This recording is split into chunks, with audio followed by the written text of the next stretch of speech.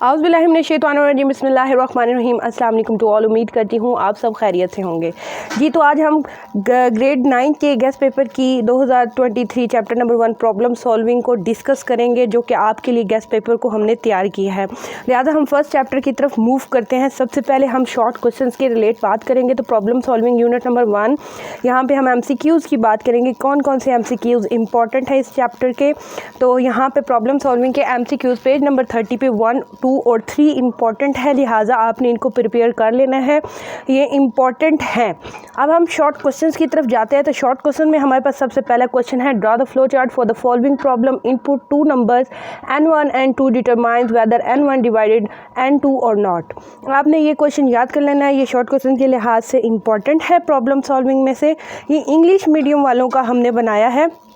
Question number 2 हमारे पास है, draw the flow chart for the following problems, input a year and determine whether it are leap year. तो ये भी question important है, लिहाजा आपने इसकी भी प्रिपरेशन कर लेनी है। क्वेश्चन नंबर 3 हमारा है, draw the flow chart for the following problem, find the LCM of 2 numbers. Draw the flow chart for the following problem, find the LCM of 2 numbers. अब हम क्वेश्चन नंबर 4 की तरफ move करते हैं, जो कि है question number 4, what is meant by problem solving. यहाँ पे आपने प्रॉब्लम सॉल्विंग के बारे में बताना है। बेसिकली प्रॉब्लम सॉल्विंग का मतलब क्या है, इसको किस लिए इस्तेमाल किया जाता है। क्वेश्चन नंबर 5 हमारा है, right the name of the steps for solving. यहाँ पे आपने सॉल्विंग प्रॉब्लम के जो स्टेप्स हैं आपने वो लिखने हैं।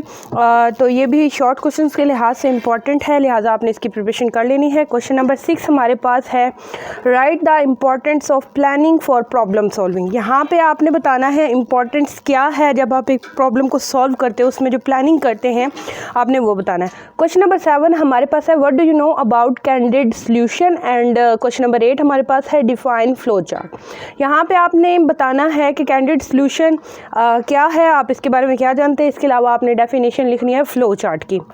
क्वेश्चन नंबर 9 हमारे पास है, describe the importance of flow chart for problem solving. Question number 10 है, difference between flow chart and algorithm. यहाँ पे आपने डिस्क्राइब करना है, इंपॉर्टेंस बतानी है फ्लो चार्ट की प्रॉब्लम सॉल्विंग में। इसके अलावा आपने डिफरेंस बताना है एल्गोरिदम और फ्लो चार्ट के दरमियान क्या डिफरेंस है। क्वेश्चन नंबर 11 हमारे पास है, describe the limitation of N algorithm. यहाँ पे आपने लिमिटेशन को डिस्कस करना है, डिस्क्राइब करना है एल्गोरिदम की।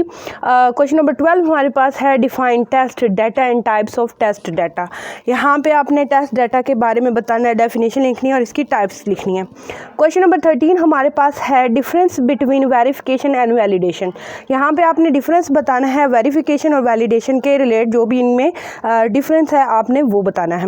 अब हम लॉन्ग क्वेश्चन की तरफ मूव करते हैं। क्वेश्चन नंबर 1 हमारे पास है, define an algorithm and argue on its roles and importance in problem solving. यहाँ पे सबसे पहले आपने डेफिनेशन लिखनी है एल्गोरिदम की और इसके अलावा आपने आर्ग्यू करना है रोल पे, जो रूल्स हैं कि इम्पोर्टेंस क्या है, इसका रोल क्या है आपका प्रॉब्लम सॉल्विंग का। तो आपने एल्गोरिदम के रिलेट लॉन्ग क्वेश्चन के लिहाज से ये इंपॉर्टेंट, लिहाजा आपने इसकी प्रिपरेशन कर लेनी है। नेक्स्ट क्वेश्चन हमारे पास, explain the types of test data, how do you determine the requirements for the flow chart.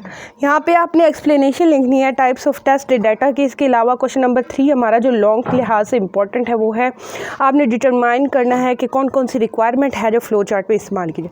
लिहाजा ये हमने एक आपके लिए गेस्ट पेपर को तैयार किया, जो कि हमने अपने टीचर्स के साथ SLO बेस और तमाम चीज़ों को मद्देनज़र रखते हुए इस पेपर को तैयार किया। तो आपने अच्छे से इसकी प्रिपरेशन कर लेनी है।